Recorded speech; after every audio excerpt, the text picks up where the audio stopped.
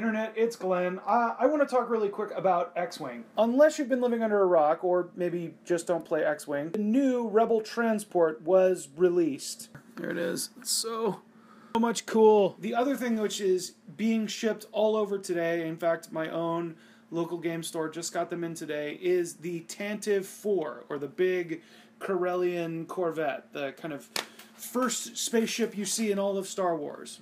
But one of the things that you may not know, or you may not realize, is that they don't fit into standard play. And really, how could they? They're massive. They're huge. So right before Fantasy Flight kind of released these, they released not only the rules for Epic ships, for these kind of huge ships, but they also released a total of 4 different rule sets. One was a revision, one was kind of making something official that had already existed for a while, and then finally we had 2 formats for Epic play, which is the play in which the Rebel Transport and the Tantive will be a part of. I want to take just 1 second and go through some of the kind of highlights of those in case you don't play X-Wing very often or just want kind of a brief synopsis of how those work. Now the first one is Epic. Epic doesn't really change very much, so much as it becomes a much bigger version of a game that we've already become familiar with. The biggest changes to Epic is that, number one, those kinds of huge ships are available. The second thing is that you play with 300 points as opposed to 100 points. Now, in a standard 100-point game, you're talking about something between, usually somewhere between around 3 and 5 to 6, even sometimes 7 and 8 ships. I think the median is probably somewhere around 4. Talking about 3 times the number of ships and or some of these larger ships, which take up usually somewhere between maybe 60 and even 150 points for a really decked out Tantive. Now, as far as I can tell really quickly, I think there are basically kind of 3-ish kinds of players, and sometimes you appear along this spectrum. The first kind is going to be the casual ones. You bought in, probably bought 1 core set, really liked it, maybe bought 2 or 3, bought a couple ships on top of that.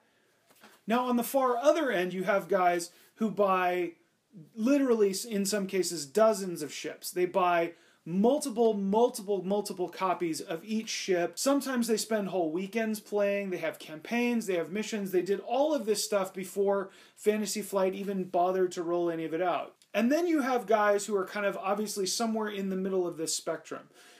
They may play regularly. You know, maybe they play once in a while. Maybe they have quite a few ships, but they don't get to play as often. So with this spectrum, how does the Epic play work? Why would I care? If I'm somewhere over here, why does it matter? And if I'm somewhere over here, why does it matter? I posted a written article about this, but I think that Epic is great for just about everybody. If you're over here, you have a new opportunity to bust out all of your ships. For you to take all of the ships that you've had up to this point and put them on the table. The thing about X-Wing is that you don't often get an opportunity to play kind of everything, because 100 points usually isn't anywhere close to being everything. I think a lot of guys over on this end anyways like doing those kind of big battles. They like being able to see all the things they bought work anyways. So it's nice to be able to have kind of a rule set that accommodates them.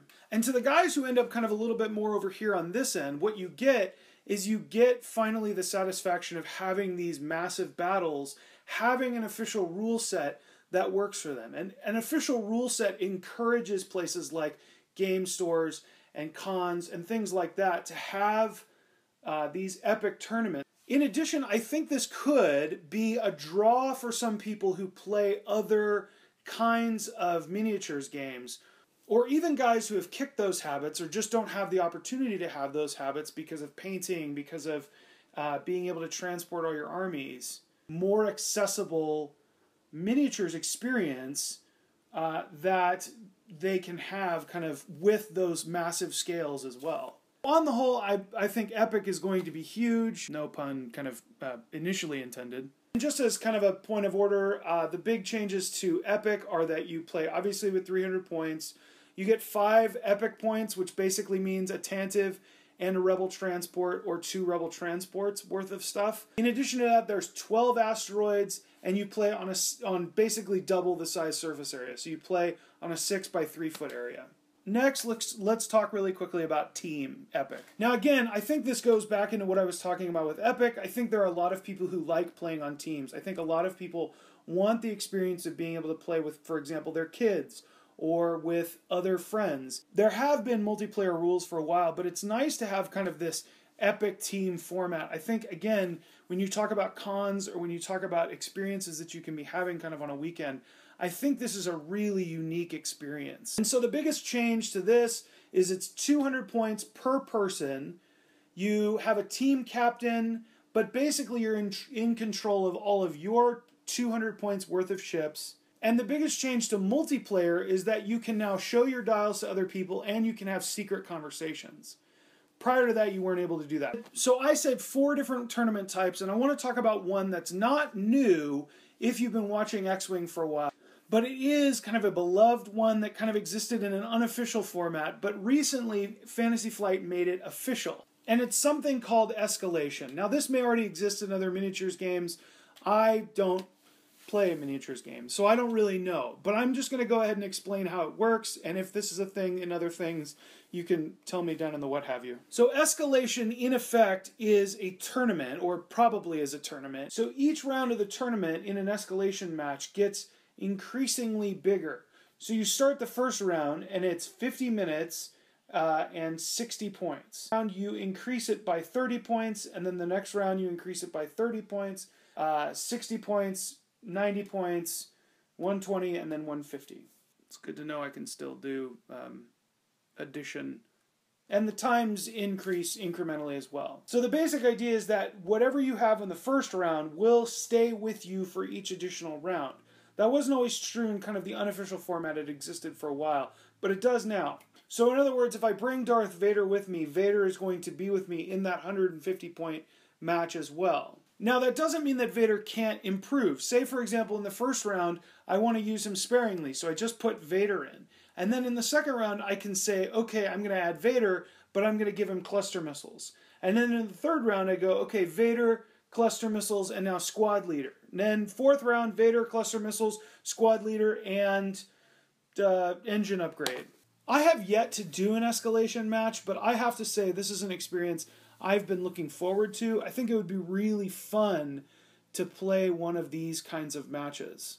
So I don't think it's an every week kind of thing. I do think it's one of those things where it could be a really cool one-off experience. I think it would be really fun for a local game store to offer something like that. So lastly, we have kind of your standard run-of-the-mill 100-point dogfight. It is worth pointing out too that they did make 2 relatively significant changes to the actual tournament rules. The old rules, what it meant was when you started, you guys determined initiative based on whoever won a coin toss or a roll of a dice. Now in this one, what it does is that roll of the dice or the coin toss, they get the option of whether or not they want initiative or whether they would like to give initiative to somebody else. You might be thinking, why in the world would I want to give initiative to somebody else? Who knows? There are lots of builds where it makes sense. I had a bomber build where I have to say that I was often trying to hope that somebody else would get initiative, and so that I would have the opportunity to kind of sneak in there and be able to kind of get target locks because I wasn't able to. So for me, it was one of those things where getting initiative was not beneficial. In fact, I often didn't want initiative. Now, in my opinion, the more significant change, however, is the change to the win modified win rule. In a tournament, each game counts for a certain number of points. If you lose, it's a 0. If you somehow manage to draw, which happens every now and then, it's worth 1 point. If you win, you get 5 points. And then there's something called a modified win. You had killed less than 33 points of a margin between you and your opponent. So for example, they killed none of your ships and you killed 30 points worth of their ships. The change that they've made here is that you went from having a 33-point lead to just a 12-point lead. The smallest ship in the game is the only margin you need to beat somebody by now. And I think this is really huge because I think this really balances the 60-minute game quite a bit. I think if you're going to get that full win, you can do it now in 60 minutes without a problem. Why do all those matter? I think that tournament rules and FAQ can be helpful in a game like X-Wing, because even if you're only playing every now and then, one of the huge benefits at that point is having this whole community which is continuing to play and is continuing to bump into inconsistencies or unhealthy rules. And I think it gives the overall community, even the casual players, even the guys who are just playing on the weekend, a cool opportunity to play a game which is constantly being refined and making sure that it's going to be the best. So I'll have links down in the what have you for both the FAQ as well as the tournament rules for Escalation and Dogfight and both Epoch formats. And if you have questions or comments or would like to just talk about X-Wing generally, make sure you also leave comments down in the what have you. Thanks for watching. Please like and subscribe if you liked this video. Otherwise, keep playing awesome games like X-Wing. And we'll see you guys next time.